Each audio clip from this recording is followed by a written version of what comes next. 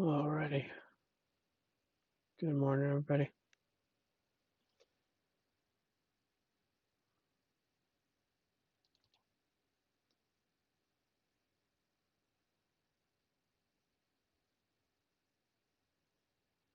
Good morning.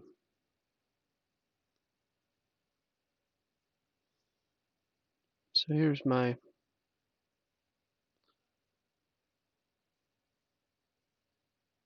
morning holding lantern bear. Yeah, 5:34.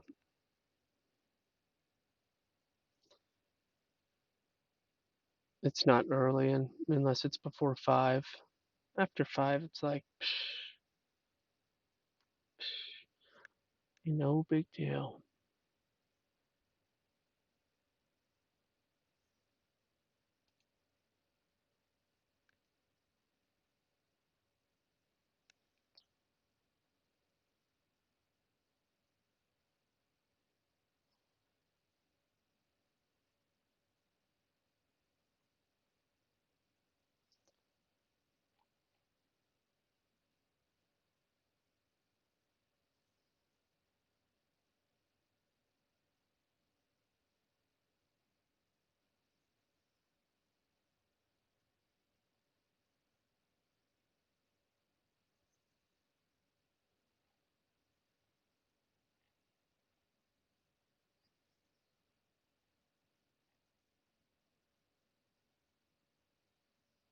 Sorry, guys.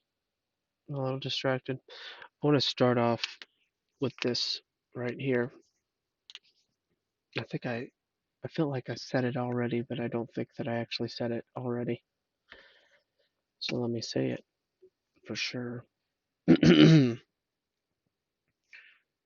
When you hear someone say, that's not even in the Bible, make them prove it. Make them prove it.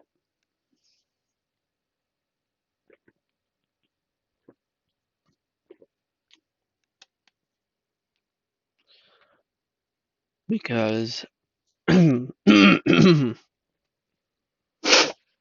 okay. A little dry, but I'm okay.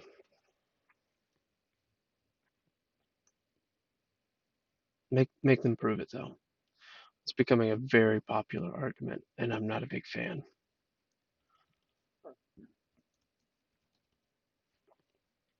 I'm not a big fan at all.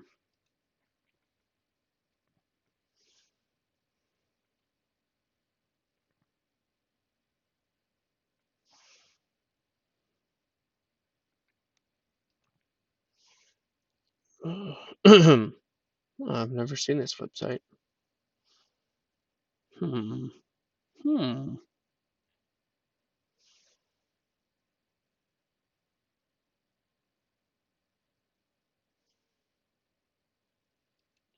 Interesting.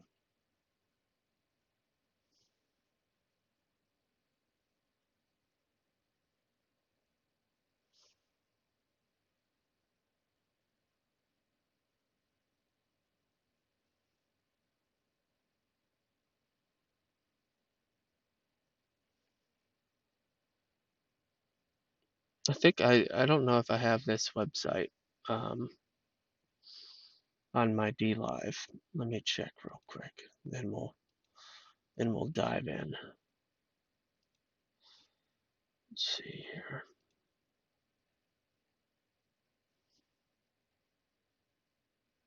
No, no, I don't. This is a good one.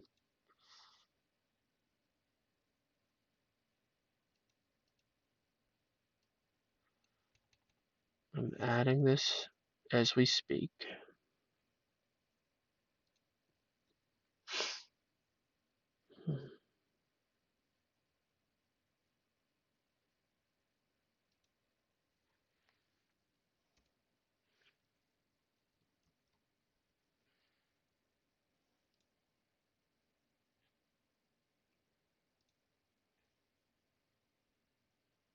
There we go.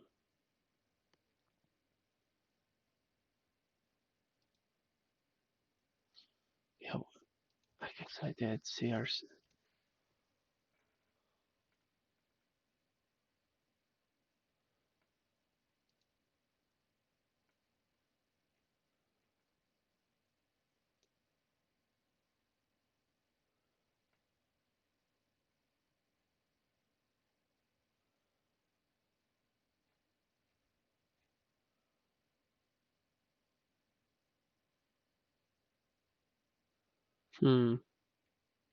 I got two websites mixed up, but there's resources on that one, so that's fine. All right. So this is one of those without further ado topics, guys. Um, I had mentioned that I believe,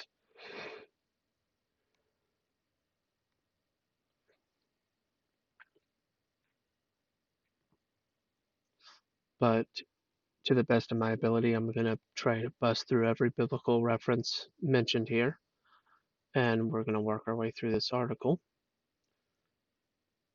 And it's on the topic of hell.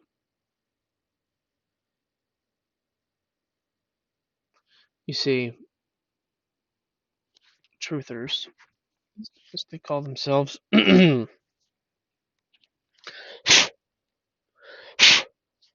they are saying things like, "Oh, this is just part of the. This is just part of the lie. This is just part of the lie you've been told. It's all about them controlling you."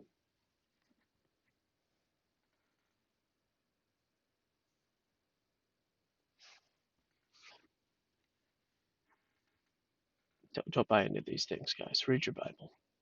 Read your Bible. And here, we'll do it together. Or do it without me. Just make sure to do it. That's the point. All right, let me see if I can do it this way. This might be. That's a lot of Bible verses. Ain't nothing wrong with that, though. Nothing wrong with that.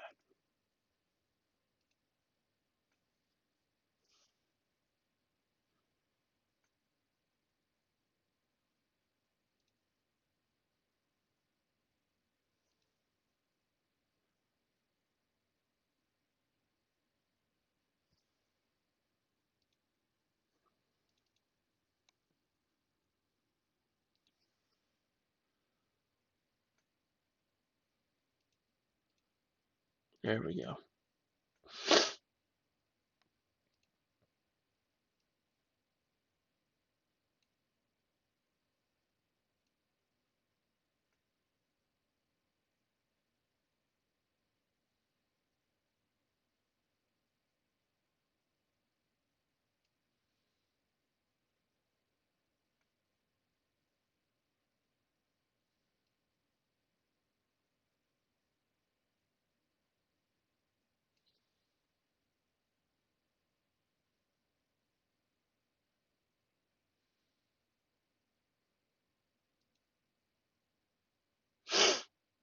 All right, let's see if I can pull up BLB. All right, now we should be in business. Thanks for bearing with me, guys. That's what we do.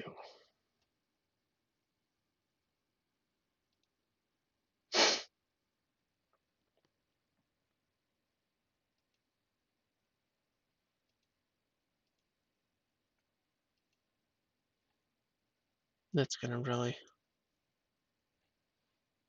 annoy people. Let me pull up the first Bible verse so it's not looking crazy.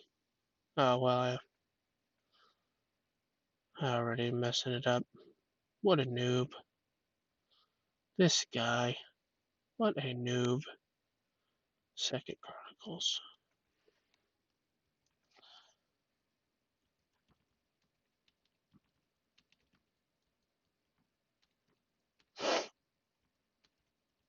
Oh, that was like 17 typos. My goodness, guys.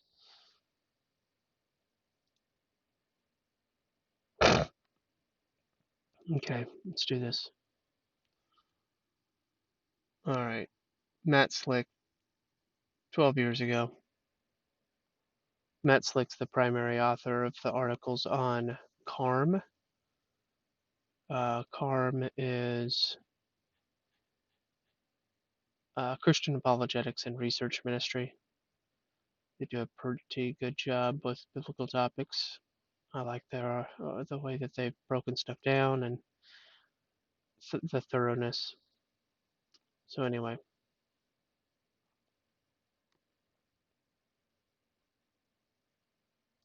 here we go. Hell is one of those subjects that makes people uncomfortable. We hear stories of hell being a place of fire, demons, and endless torment. Throughout history, many authors have written about it. Dante's Inferno, for example. Western culture is very familiar with the concept. Even Hollywood has made the subject of many movies. Whatever the context, whatever the belief, hell is definitely taught in the Bible. There's the assertion. But even the doctrine of hell is not without its controversy. Some say it is only the grave with no consciousness. Others say it is a place of correction and punishment that is not eternal. Others say it is an endless, agonizing punishment in fire. Whichever it is, hell is the total absence of the favor of God. There's assertion number two, an assertion that I too have made. There, the words associated with hell.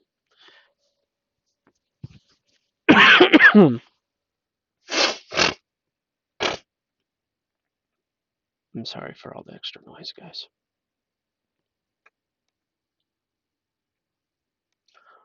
Gehenna, if you want to see it in its original form.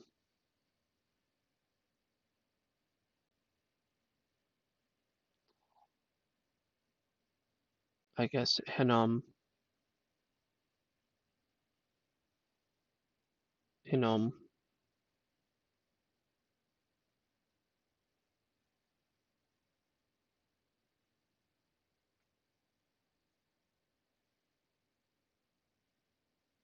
Hmm, I'm not seeing it in here.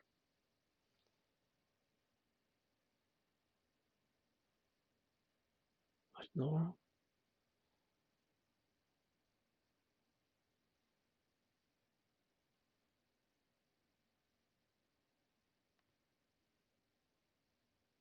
Oh, here it is. Hinnom.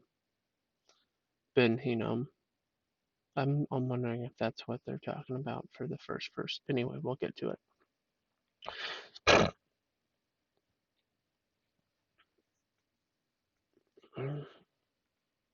In the Old Testament, the word for hell is Gehinnom, meaning Valley of Hinnom. It was a place to the southwest of Jerusalem. The place was once called Topheth and derived from an Aramaic word meaning fireplace. It was here that some pagan kings practiced human sacrifice by fire. 2 Chronicles 28:3. He burned incense in the valley of the son of Hinnom, burnt his children in the fire after the abominations of heathen whom the Lord had cast out before the children of Israel.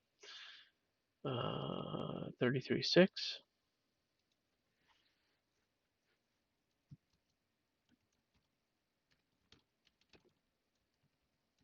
I might not look up every single verse because um, it might not be necessary for verses like these. And he caused his children to pass through the fire in the valley of the son of Hinnom. Also, he observed times and used enchantments and used witchcraft and dealt with a familiar spirit and with wizards. He wrought much evil in the sight of the Lord to provoke him to anger. Yes, it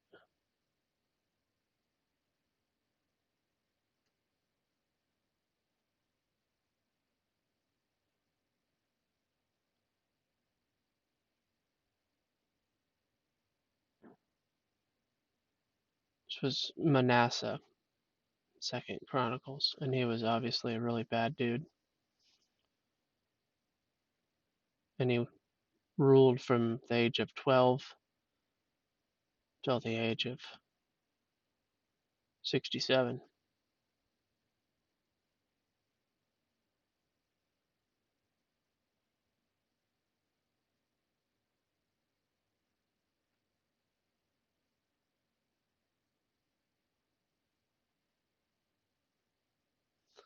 Wow, guys. Not a name that sticks out, at least not to me, but Jeremiah 7:31. I can just hover over the, well, it's a PDF. Yeah, I did that so that it would be more bigger. I can't believe it just said more bigger. That's right. Better believe it. And they have built the high places of Tophet, which is the valley of the son of Hinnom, to burn their sons and their daughters in the fire, which I commanded them not, neither came it into my heart. Jeremiah 32:35.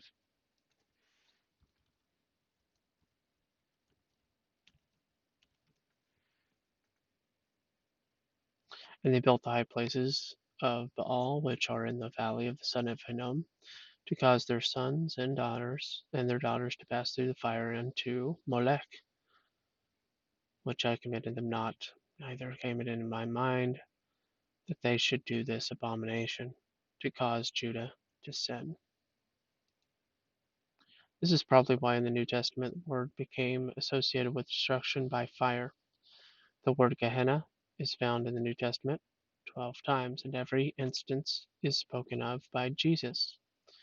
In the New Testament, Gehenna is used of a condition and never of a place. Hades. This word only occurs in the New Testament 10 times and corresponds to the Old Testament word Sheol.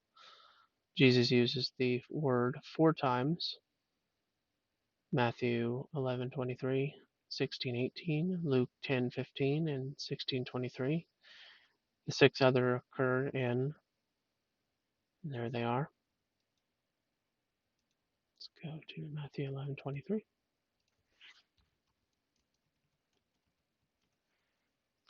We've got, and thou, Capernaum, which art exalted unto heaven, shalt be brought down to hell. For if the mighty works which have been done in thee had been done in Sodom, it would have remained until this day.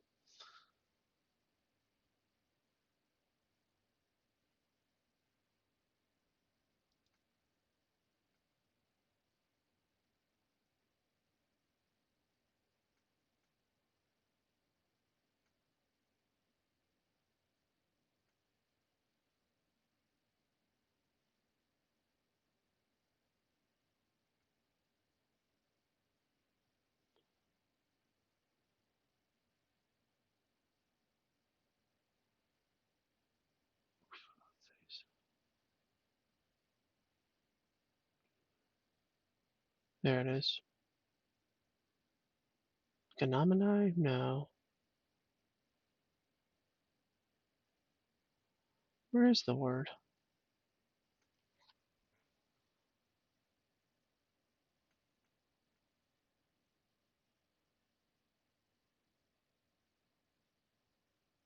Hadu? Hadu. There it is.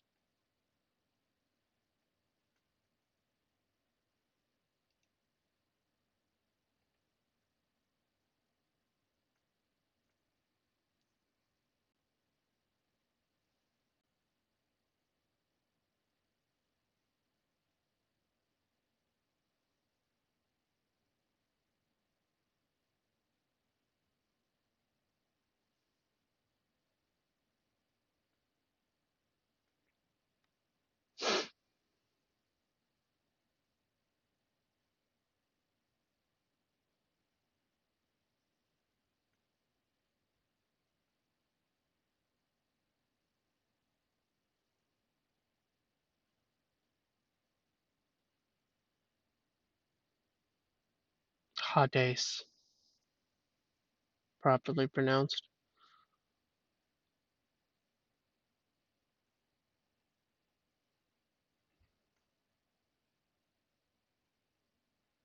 and then Sheol in the Hebrew, which they give a verse reference here.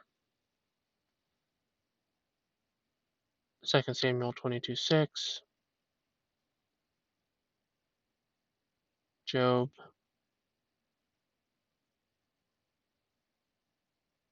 uh,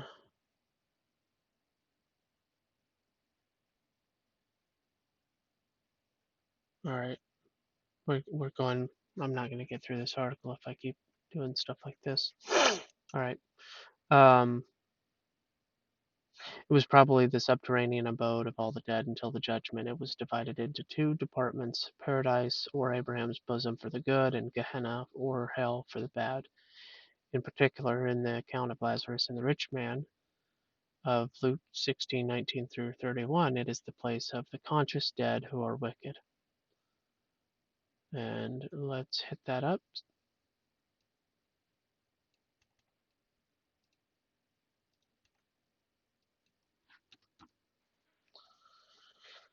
Alrighty, certain rich man.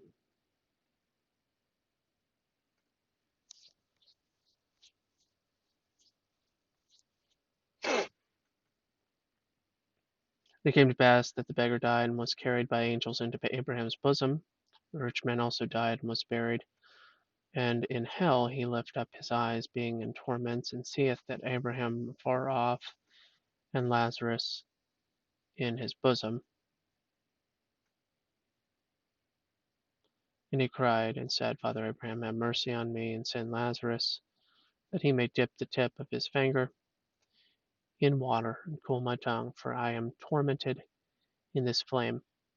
And by the way, one of the claims, my mustache hair is so big. I hate it when I can, like, they're just like poking out through my peripheral vision.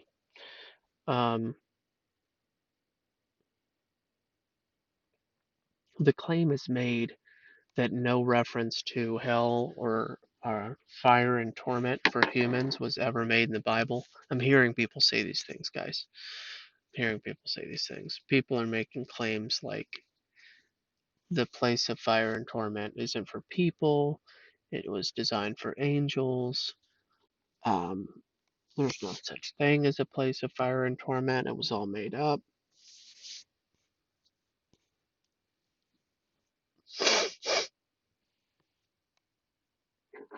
And maybe I underestimate folks' ability to call BS when they see it, but just in case, I'm going to give you some tools and advice. And my primary advice is when somebody says that's not even in the Bible, challenge it. Because you need to know. You need to know if it is. Because if it's true, what they're saying, that's important. And if it's a lie, then they need to know. They need to know that they're lying. They need to be made aware because they're either subverting on purpose or they're subverting by proxy. And if they're a tool and they're subverting by proxy, then you just just slap the mess out of their face, metaphorically. Knock a tooth or two loose or out, metaphorically, and take care of business. You guys get it? 558? Okay.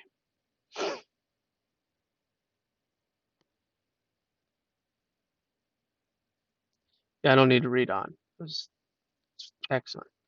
Great.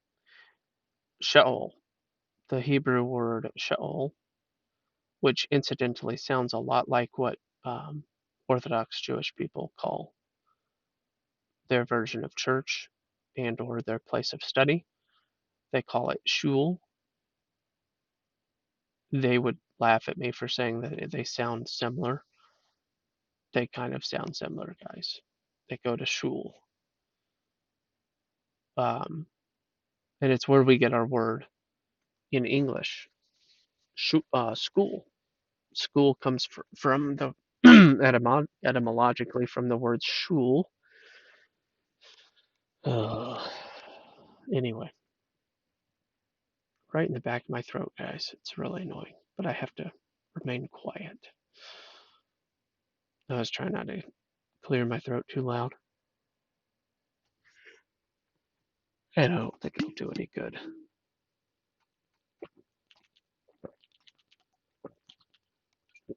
That that will though.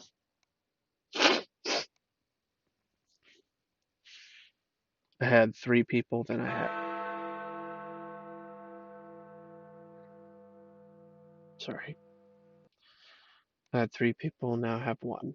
So welcome to whoever is the person that's interested in this morning's gravy.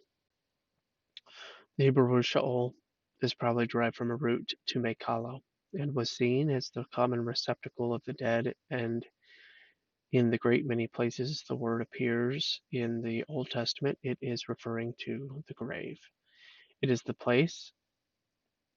It is a place and is mentioned in Genesis 37:35. Hey, prepare there, welcome. Um, is a place and mentioned in Genesis 37:35. Let's do that.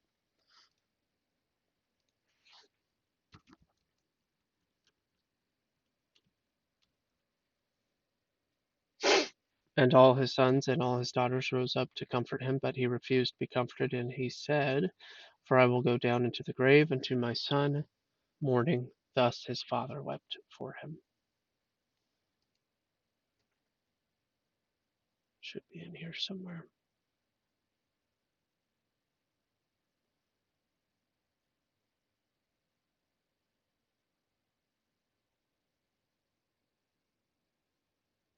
Vayakamu. I'm familiar with that verb. Which one was it? Huh.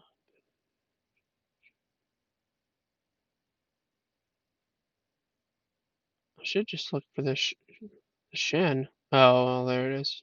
Kind of clear as day there. She'olah. See, in Hebrew they put endings. It's the This is an A accent underneath the lamed. It's a All I know is it stands for ah, and then the hey you don't pronounce. It's just you can't end a word with a vowel in Hebrew. The closest thing to ending a word with a vowel would be an ayin or an aleph, except I don't think they really end words with aleph very often. I'm sure they do, but well, actually, I'm not sure that they do. It's fine though. It's fine. But yeah, they put the form of the word gets thrown in at the end. So you see, this is the root word Sheol, the grave. So we've got it's Sheol from the root word Sha'al, Sha'al, meaning to ask, inquire, desire, earnestly beg. Interesting. But remember, you don't want to deconstruct too much because you will lose meaning. If you try to just look for secret meaning too much, it's not good practice. Um,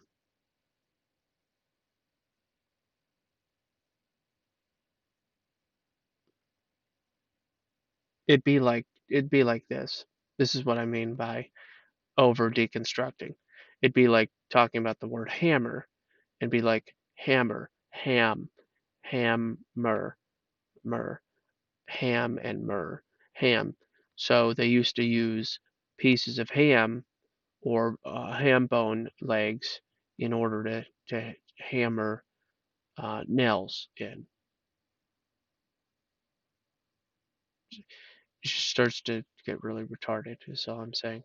Sheol, underworld, grave, hell, pit, the underworld, Sheol, the Old Testament designation for the abode of the dead, place of no return without praise of God. Wicked sent there for punishment, righteous not abandoned to it, of the place of exile, of extreme degradation in sin. Here, this Gesenius it says Gesenius Hebrew Chaldee. I always thought it was the Gesenius Chaldean Calway Hebrew lexicon. But anyway, I think it is three guys' names, and they're just abbreviating it with Gesenius. Nobody cares. Actually, Robert Peterson probably would care. Anyway, Orcus Hades, a subterranean place full of thick darkness, Job 10:21-22, in which the shades of the dead are gathered together. Raphaim or Raphaim. Raphaim. And to watch, and to which are attributed both valleys.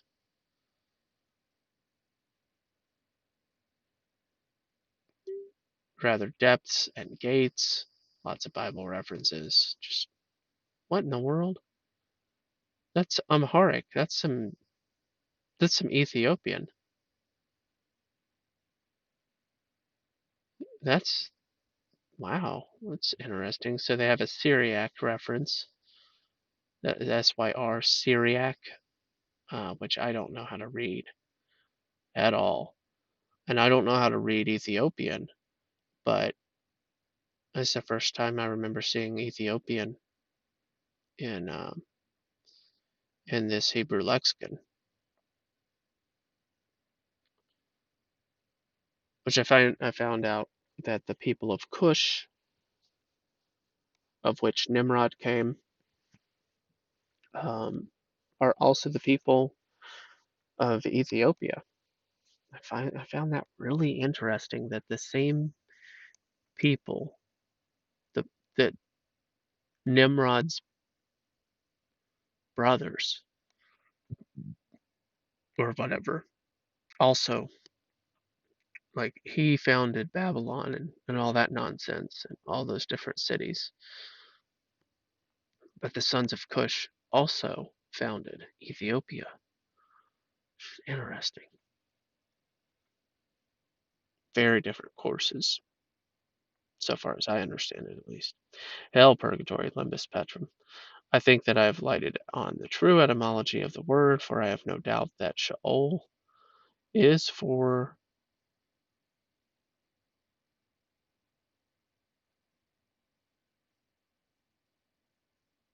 Sheol, a hollow and subterranean place, just as the German Holla is of the same origin as Holla, and the Latin caelum is from the Greek koilos, or coal, hollow.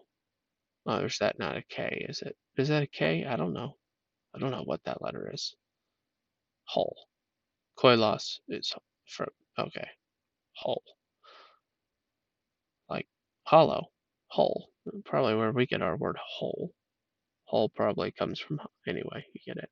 It is commonly derived from the idea of asking from, it's asking for, demanding all without distinction. Hence, Orcus rapax. The Gesenius lexicon is it's really intense. All right, back to the article. Is hell eternal conscious torment? The question you've been waiting for. There are some Christian groups and many cults that deny the idea that hell, in the general sense, means eternal conscious punishment. Some maintain that God's eternal punishment is annihilation or non existence. Others say it is temporal. and that eventually all will be saved out of hell. Perhaps the most common objection is that a loving God would never punish people in eternal torment. We agree that God is love, 1 John 4:8, but he is also just, Nehemiah 9:32 through 33. I'm not looking this up because that's you get it. But Nehemiah 9:32 through 33, let's look that up.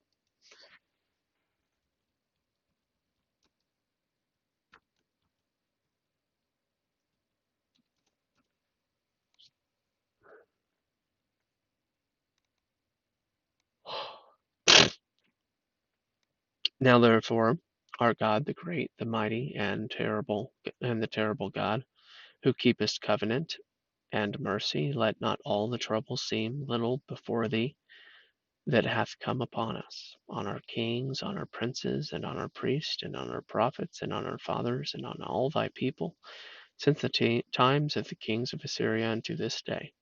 Howbeit thou art just in all that is brought upon us, for thou hast done right, but we have done wickedly. Verse 6 Thessalonians 1:6.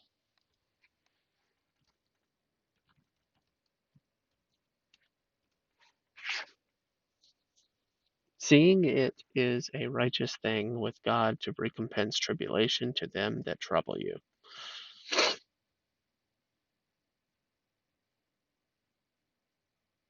Okay.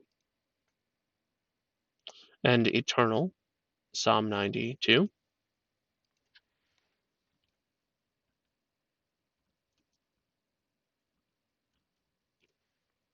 Did I get that right? Okay.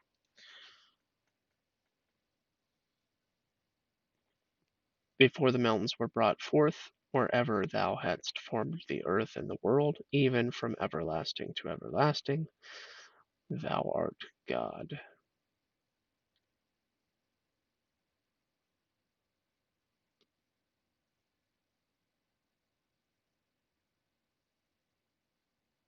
That's where we get the 1,000 years is but a day.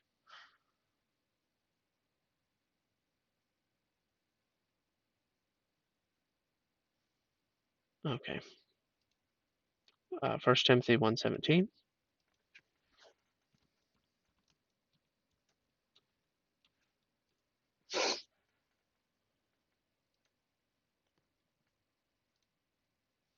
Now unto the King, eternal, immortal, invisible. By the way,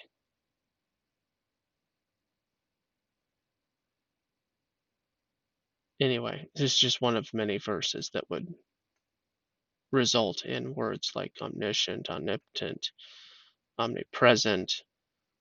These are verses that support those ideas that we talked about previously. Anyway, now unto the King, eternal, immortal, invisible, the only wise God, be honor and glory forever and ever. Amen. Okay. God punishes the evildoer. Isaiah 11:13.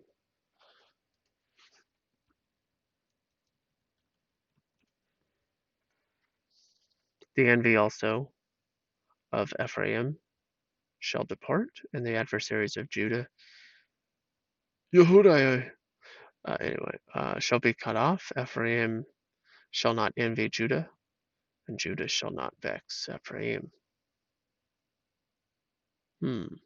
Interesting. By the way,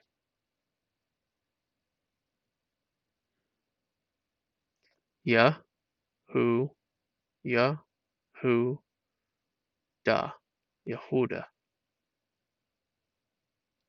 Just so you, if you want to read along,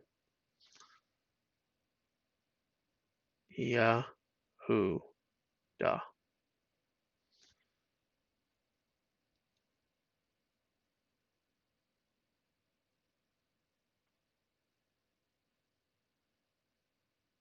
It's down here too.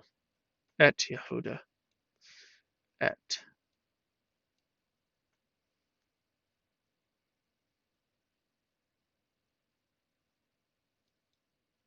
Et Yehuda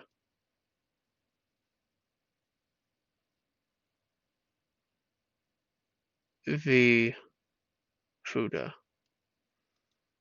Interesting. Et Yehuda V Fuda. Lo Yitzhar. Anyway, again, I'm getting distracted. Yehuda.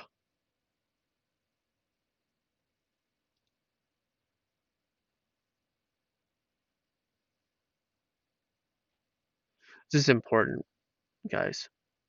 Don't take the transliteration to be the same exact thing as pronunciation. Transliteration is not the same as pronunciation. It's important to remember. Just a little tip to the discerning. All right, and God punishes the evildoer, as we read, and this punishment will be eternal. But the question remains: is this eternal punishment conscious or not? There are verses that can be interpreted to support the idea that the dead are not conscious after death. Ecclesiastes 9:5, the dead knew nothing or know nothing, and Psalm 146, for their thoughts perish, are good examples. Other verses compare the dead to sleep, etc. But these latter verses are merely comparing the similarity between the appearance of the dead and the appearance of someone sleeping. The dead are conscious after death. And here's the verses. The wicked descend alive into Sheol,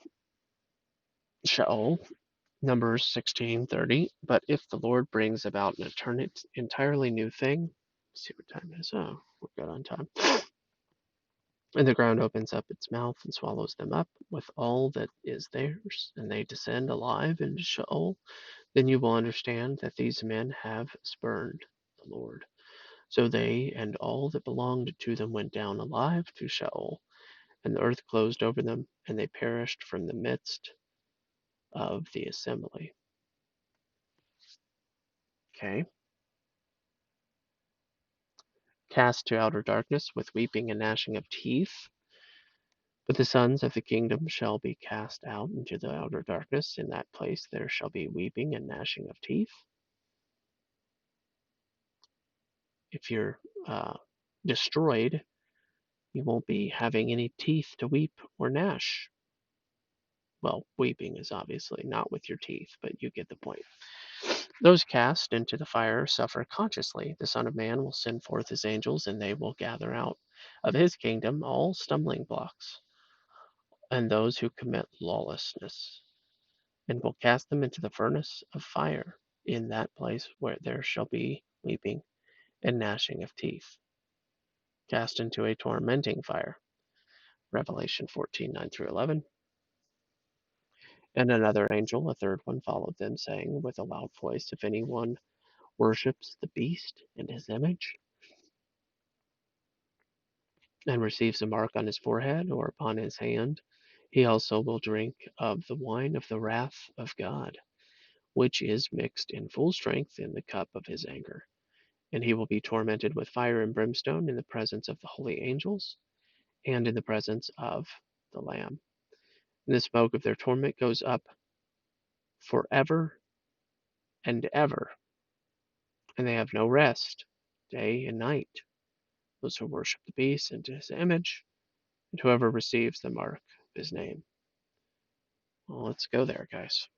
Let's go there. Revelation 14:9 through 11.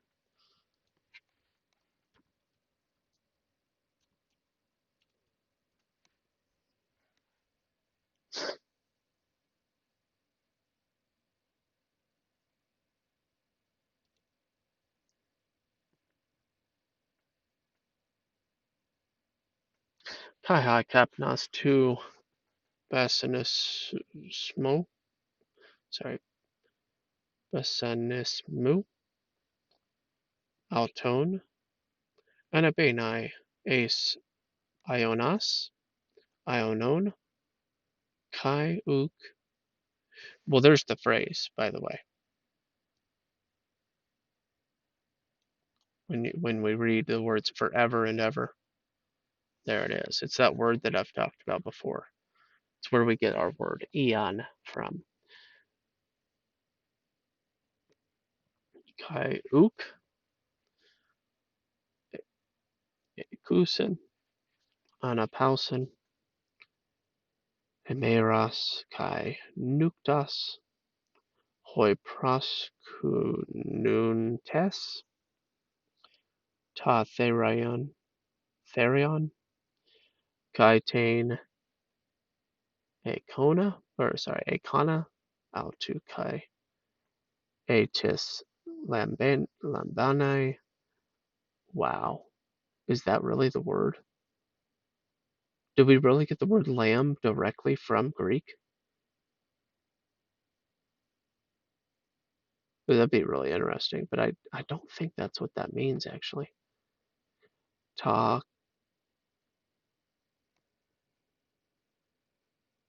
karanma? Like I know it's a gamma, but when when a gamma is next to another letter, it changes sometimes. To onomatos, how to. What is this word? Lambanai.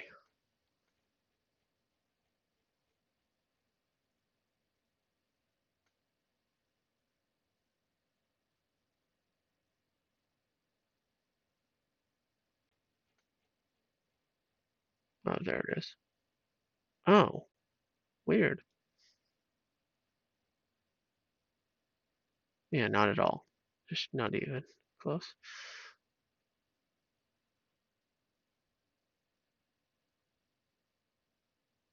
Just a word for lambano.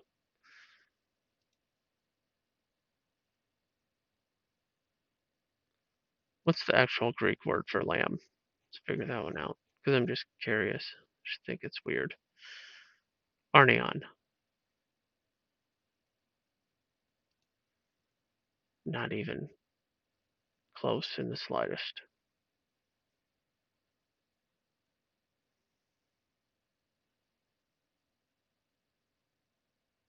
Arneon.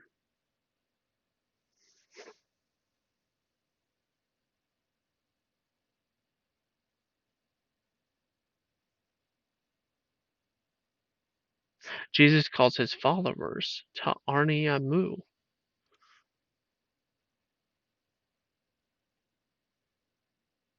What is Mu?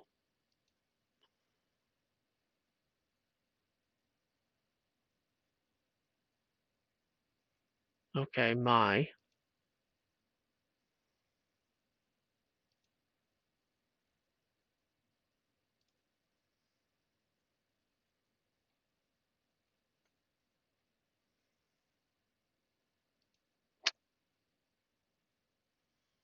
No, no, no, no, no.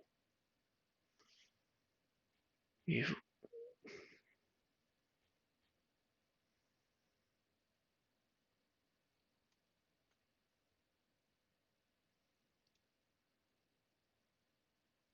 don't click on the word. Click on this. You could always click on the number. Oh, ta comes from ha? Yeah, if you knew how to parse your words, you would know that, bruh. Accusative singular neutral neuter. Okay, fine, fine, fine. Okay, it's just like the word the. I thought that's what it was. I just didn't realize it could be parsed in like millions of different ways like that.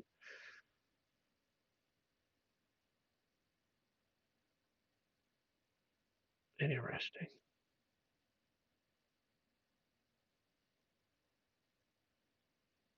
What is? Oh, my lambs. Yeah, that's right.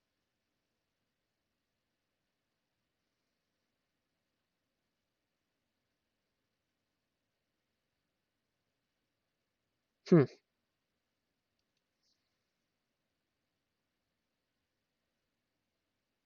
All right, back over here. Good morning, early birds. 6:23 where I'm at. But yeah, this verse is super important. The smoke of their torment goes up forever and ever. They have no rest. All right, thrown into the lake of fire. And the devil who received them was thrown into the lake of fire and brimstone, where the beast and false prophet are also, and they will be tormented day and night forever and ever. 14, 2010, 21:8. Hell is a place of eternal fire and punishment. Unquenchable fire. Matthew 3:12, and his winnowing fork is in hand, and he will thoroughly clear his threshing floor, and he will gather his wheat into the barn, but he will burn up the chaff with unquenchable fire. Fiery hell. Matthew 5:22, whoever shall say, you fool, shall be guilty enough to go into the fiery hell. And if your hand or your foot causes you to stumble, cut it off and throw it from you. It is better for you to enter life crippled or lame than having 2 hands or 2 feet to be cast into the eternal fire. And if your eye causes you to stumble, pluck it out, throw it from you. It is better for you to enter life with 1 eye than having 2 eyes to be cast into the fiery hell. Then he will also say to those on his left, depart from me, cursed ones, into the eternal fire which has been prepared for the devil and his angels.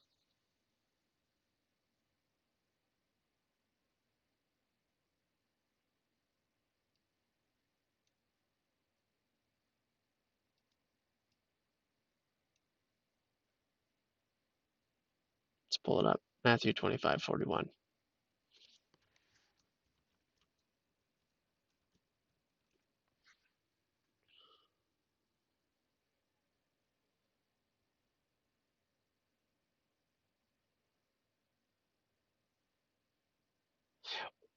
Or when saw we thee sick or in prison, and came unto thee? And the king shall answer and say unto them, verily I say unto you, inasmuch as ye have done it unto one of the least of these, my brethren, ye have done it unto me. Then he will say also unto them on the left hand. So that was the ones that did not feed him, right?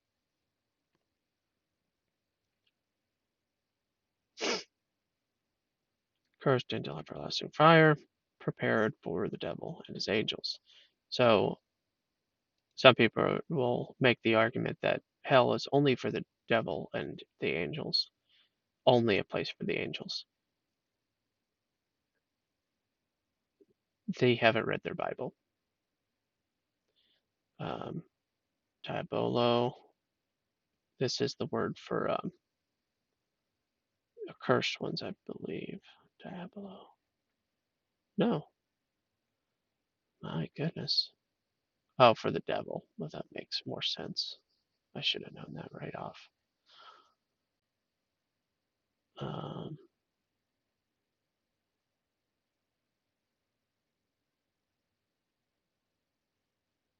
per. Pyro. Ionion. If you're at all confused about Ionion, it's not a temporal word. It means a long time, uncountably long.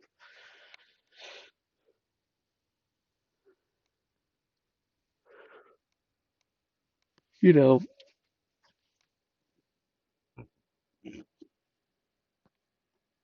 they know how to count in the Bible. And they're not saying like 7 times 77. You'll be in hell for 7 times 77 years. They're saying Ionion. It's very, it is important. But anyway, let's go on. And these will go away into eternal punishment, but the righteous into eternal life. Yeah, 25:46. So that's pretty clear verse too. Saying to you, as much as he did it not to the least, he did it not to me. And these shall go away into everlasting punishment, but the righteous into life eternal. Matthew.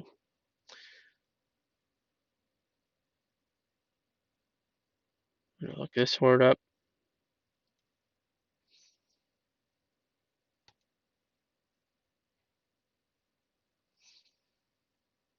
Interesting word.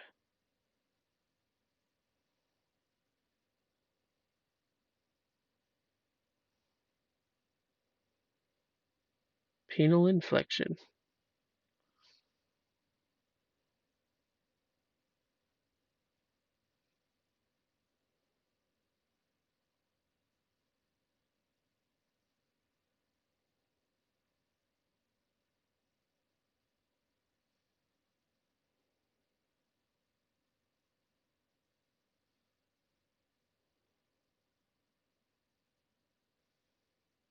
Okay, so um, another use of this word in First John, they translate it as torment.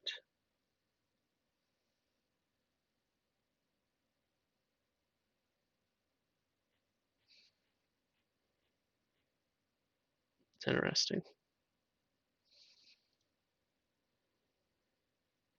The word eternal in both places is aionios. Well, look at that. What do you know? It's transliterated for us, or for you, which means without beginning and end, that which always has been and always will be. Without beginning, without end, never to cease, everlasting. The word punishment is the word colossus, which is literally right below, which is what we just looked up.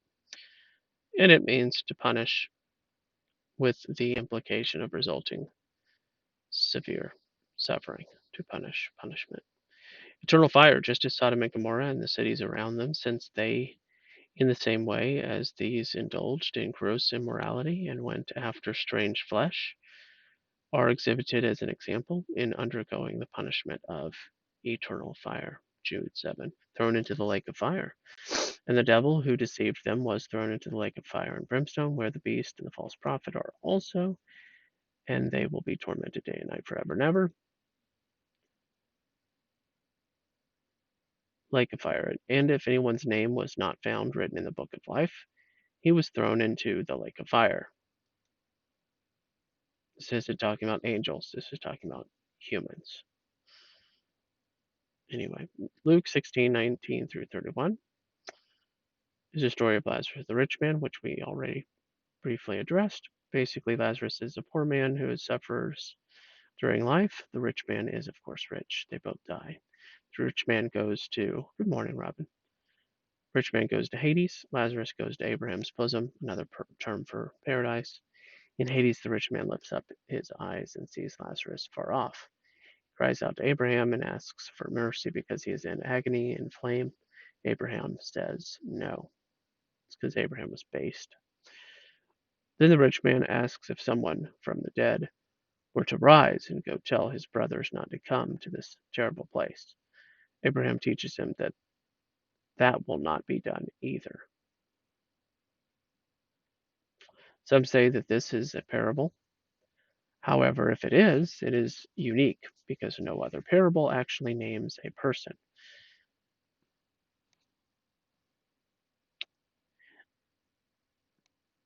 Wow, that's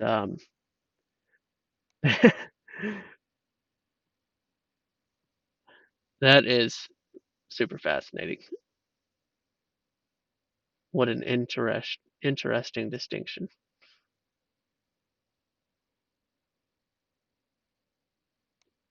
It isn't a story, it is history, it really happened. But many who believe in no consciousness after death will say it is a parable.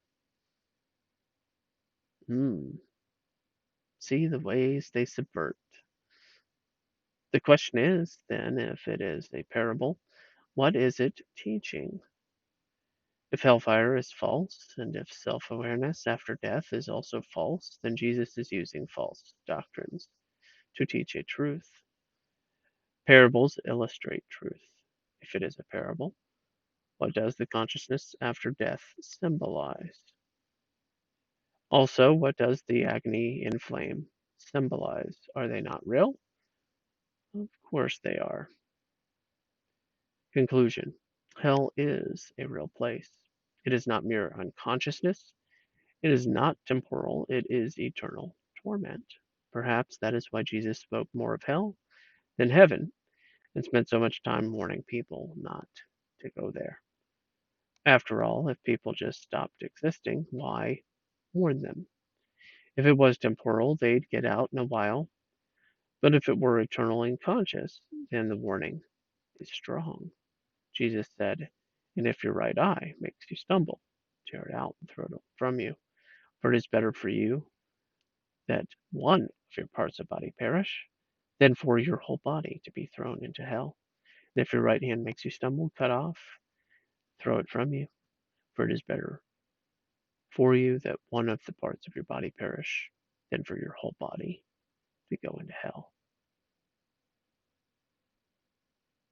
We got some references here, and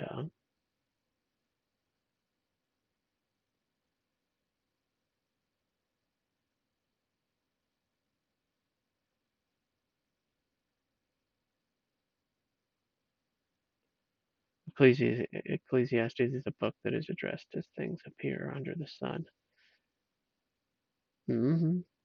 Keep that in mind too as you think about the nature of the world we live in.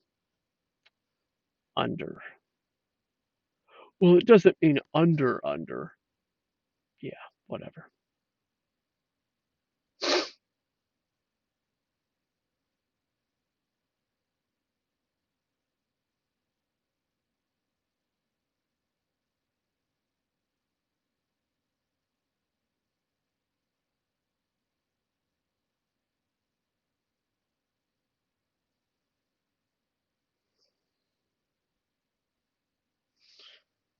Alrighty.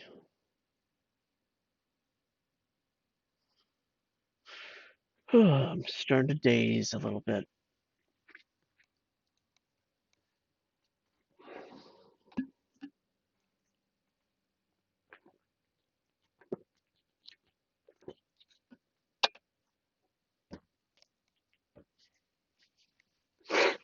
That makes about an hour this morning on the topic. We got through that article pretty quickly. I think it was beneficial.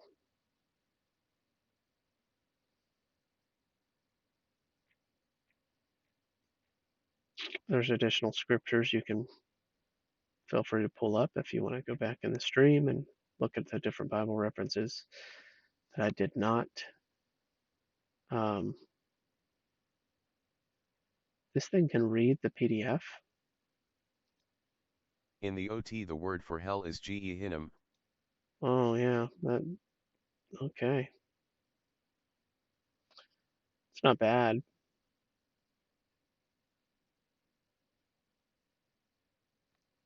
It's kind of cool.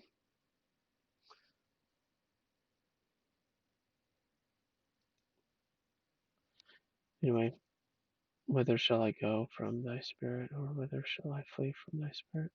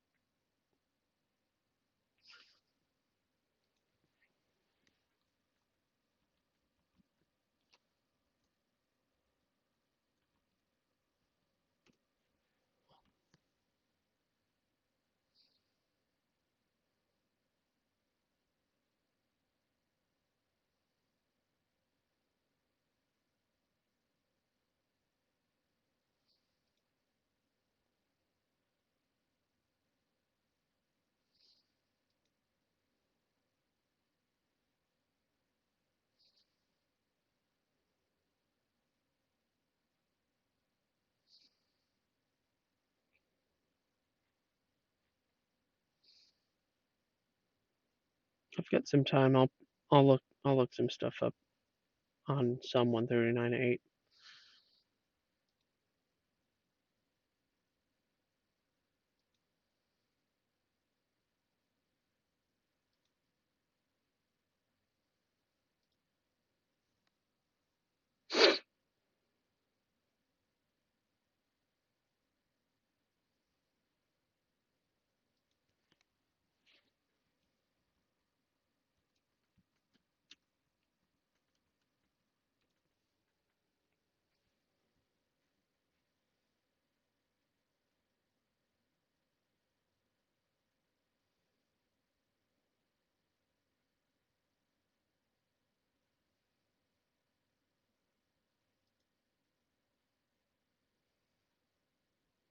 Oh, good. There's about 50,000 commentaries on that. Let's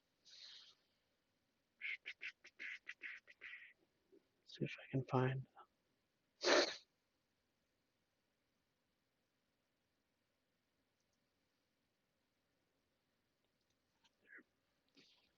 Pull that one up. Kyle and Dalich. And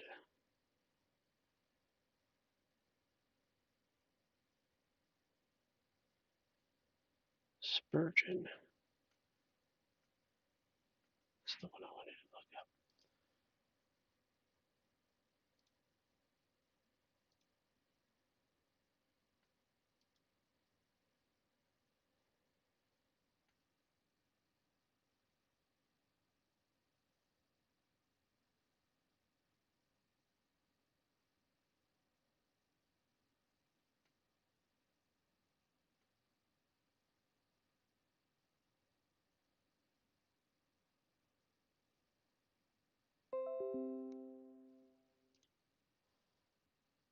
So a verse was brought up in the chat.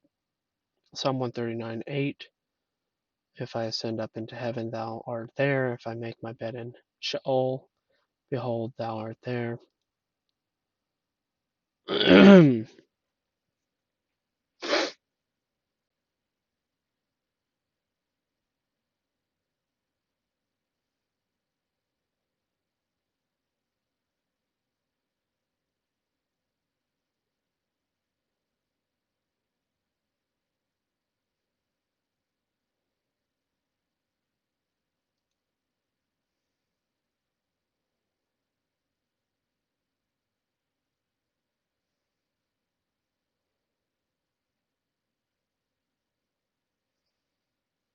This is just one of the commentaries. I'm just checking them out here.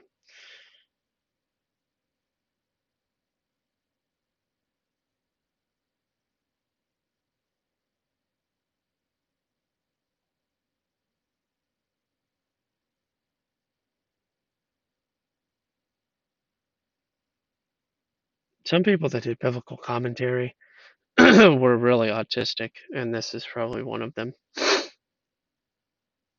And I'm using that word loosely, obviously.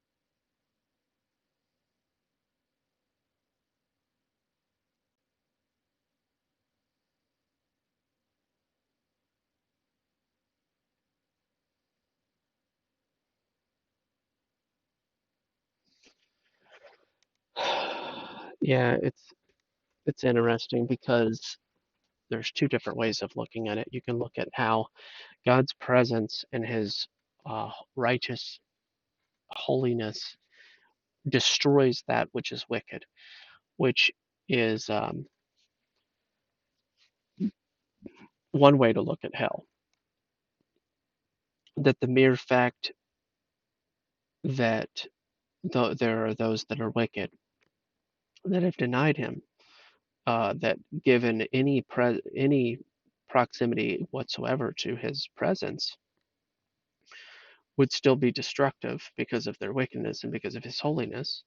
There's that. You can't escape from his knowledge. You can't escape from his awareness.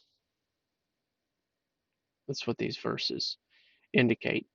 And then on the other hand, how is it also true uh, that hell is the place where his presence is not?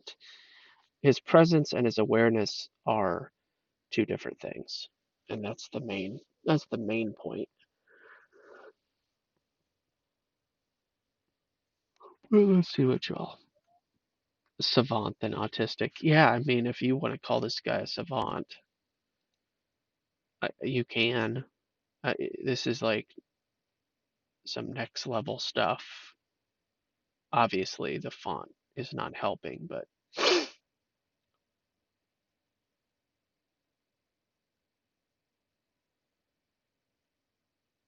I just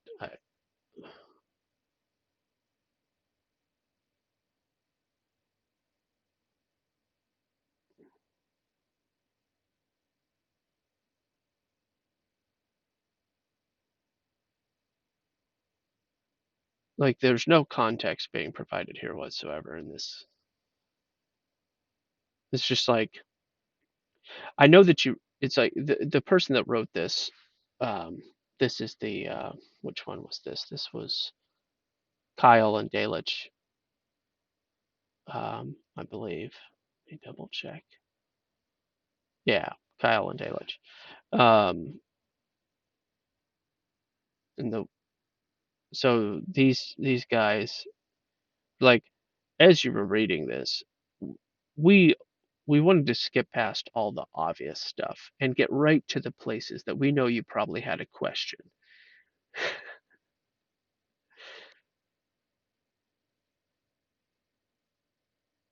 Kyle and Dalich commentary would be used by like a Hebrew student or something, linguistic studies and like the really in depth. But yeah, they could have been savants. There's a lot of Latin in here too, as being that which is superterrestrial and subterrestrial. The east and the west is set over against another. To extreme end of the sea follows the hypothesis. Nowhere is the hand of God which governs. Nowhere is the hand of God which governs everything to be escaped. For dextera de ubiqua. Therefore I spake. Blah, blah, blah.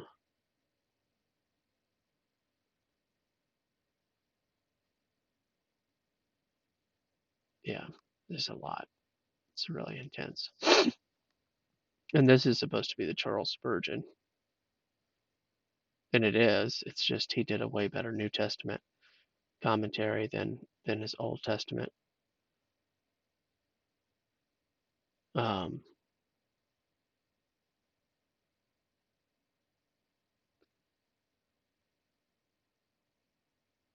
yeah.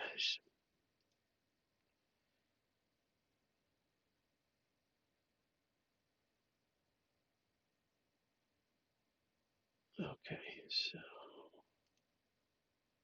let's see. I think I wanted to look this one up. Look this one up. Whoopsie.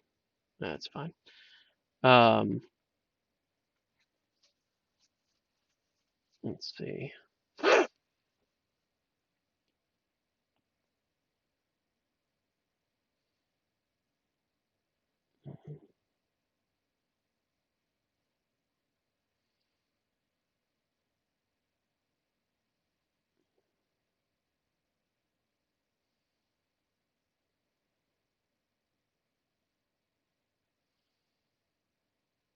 This is supposed to be the poor man's commentary. It's interesting.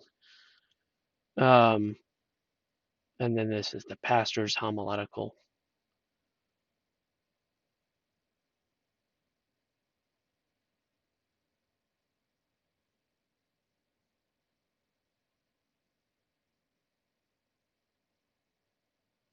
One thing that's certainly logical in regards to hell is it isn't as if God doesn't have control over it. It's not like a relegated.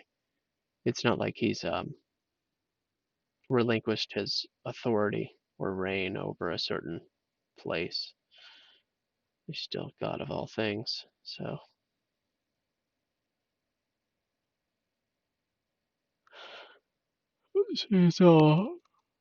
all the commentators are referring to his omniscience, his knowledge of all things,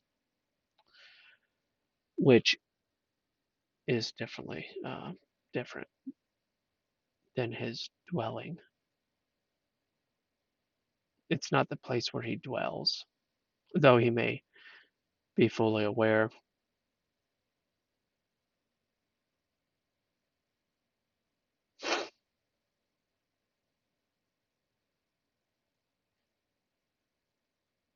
So anyway,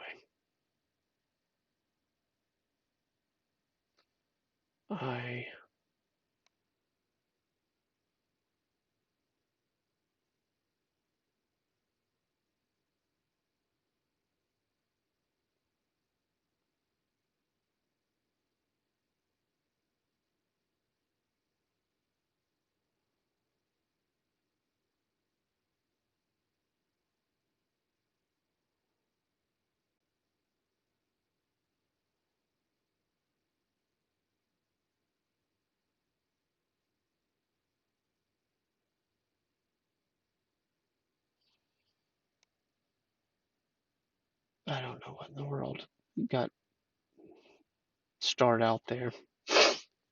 But anyway, I have a very good understanding of hell, but I do not myself, so we understand. But I do know God created both of them. Yeah, strive to be a savant, not autistic. Good point. And technically, that's what my name means. Devon is a name that means poet or savant.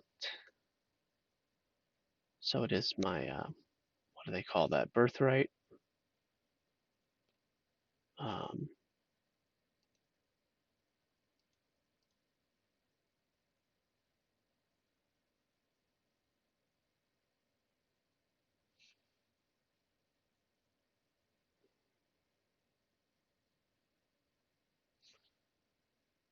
okay, interesting little clarification there.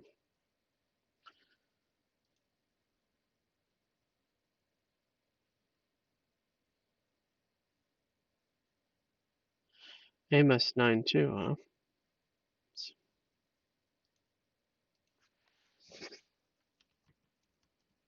We don't get to go to Amos very often. I take any opportunity to do so.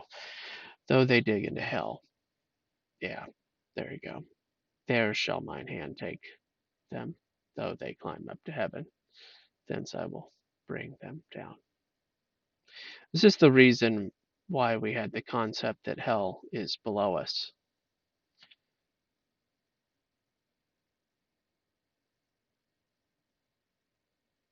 And that brings us back to this picture right here. How dare you? How dare you? How double dog dare you?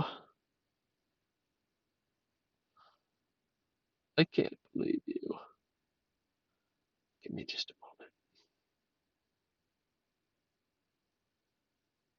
Yeah, this is good enough. It's just a picture, guys. It's just a picture. Sheol.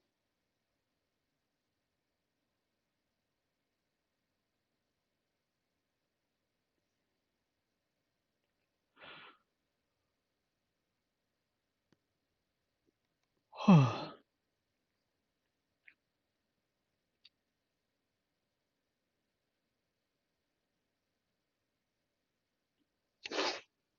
there's that.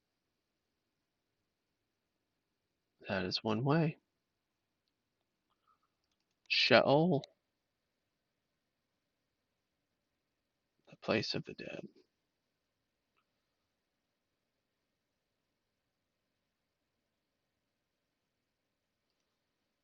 Alrighty. Well, anyway,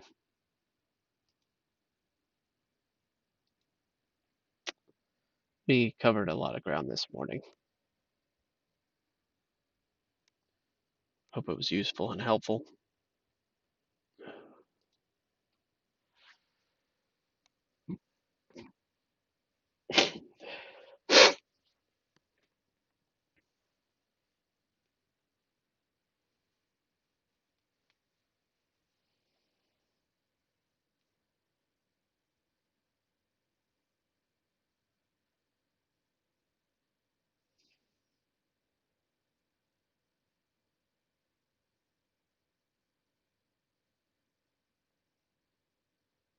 Oh, now I know what you said.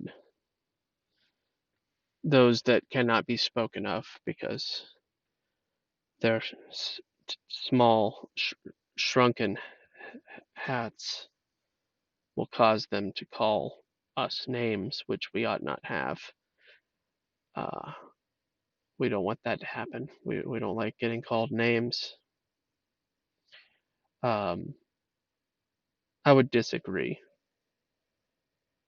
I don't think that I don't think the Jewish people have a very good understanding of what heaven and hell is because of uh, what they have done, or how they understand it is primarily based on the um, the Talmud, and it's been shaped and remolded for a couple thousand years. So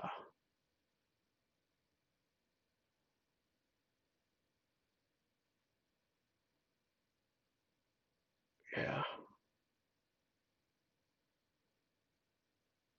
both it has been stated that both Jewish people and Catholic people hold to a temporal hell.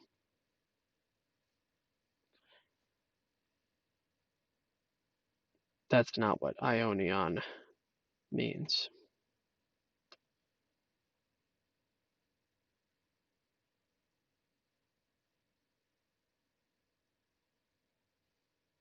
Anyway, 6:57. So I shall say, one way or another, even if you're still torn on this topic, you better love the Lord your God with all your heart, mind, soul, and strength.